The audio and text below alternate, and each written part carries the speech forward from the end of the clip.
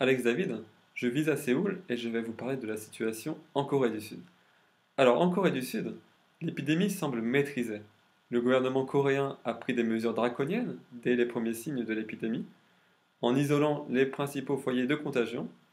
Également a été mis à la disposition de la population de nombreux tests. Aussi, le data tracking a été autorisé par le gouvernement, ce qui a permis d'identifier les infectés. La population a également joué un rôle important en appliquant à la lettre les directives du gouvernement, avec le port du masque obligatoire à chaque sortie, le fait de se laver les mains ou d'utiliser des solutions hydroalcooliques régulièrement, ou de ne pas sortir au moment de pic de l'épidémie. Donc il y a vraiment eu on va dire, cet effort-là du gouvernement et de la population qui permet actuellement de dénombrer moins de 50 nouveaux infectés par jour. Du coup, grâce à cette situation, le confinement n'a pas été mis en place. On n'a pas été confiné, on n'a pas eu à devoir rester chez soi pendant un certain nombre de jours ou de semaines. En revanche, le télétravail a été quelquefois obligatoire dans certaines entreprises, où par exemple des cas ont été recensés.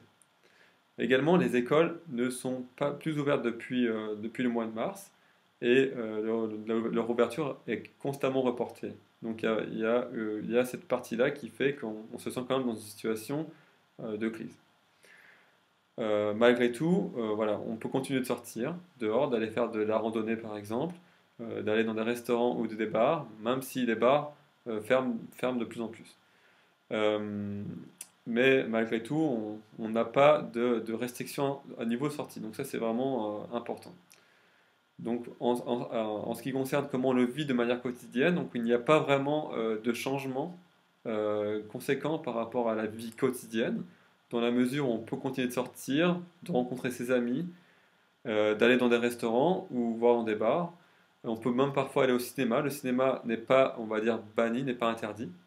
Donc il n'y a pas vraiment de problème à ce niveau-là. On n'a pas le sentiment d'être dans une situation exceptionnelle, euh, comme on pourrait l'avoir, par exemple, je pense en France.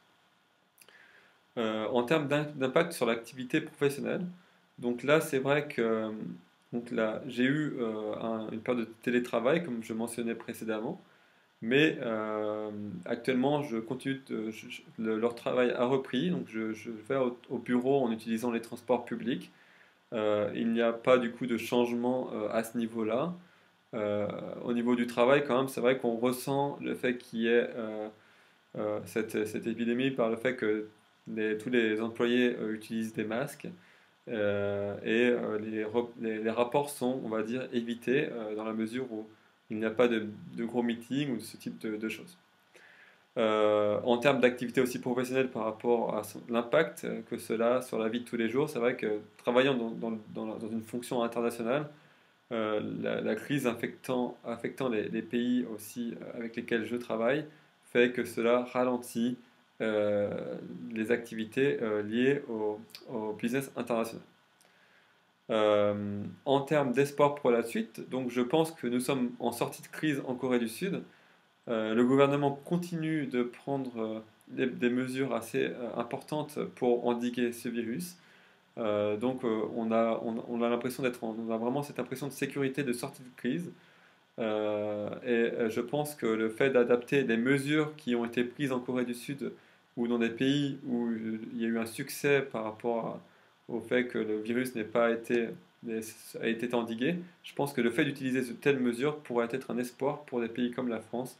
Et j'espère vraiment que et le gouvernement et la population appliqueront à la lettre ce type de mesures afin de sortir de cette crise au plus vite. Je vous remercie de m'avoir écouté, de m'avoir suivi et je vous souhaite à tous de faire attention et un bon courage dans cette crise. Merci, au revoir.